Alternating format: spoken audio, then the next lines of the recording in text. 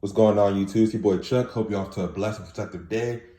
Back at it with another shoe review. We got the Adidas Yeezy Boost 350 V2 Core Black Copper shoe.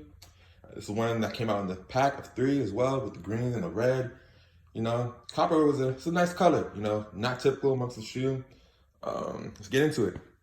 So we got the Supply 350 stripe with the copper, similar to the green. Got the perforated mesh so you can see the copper through it. And the black, pretty smooth. Got the 3 stripes in the middle. Not actually sure if this is 3M. Don't think it is. Got the Adidas Yeezy on the inside of both shoes. And on the bottom of the shoe, you got the Adidas Boost materials. Pretty clean, pretty icy. Not really worn, of course. Both shoes, pretty stern, firm. You know, it's a nice shoe. I like it personally. You know, can rock with a lot.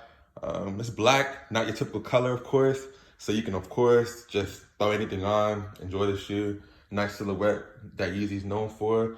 And yeah, hope you guys like this video. Like, comment, subscribe. Make sure, you like the bell so you can get all notifications. I'm out. Peace.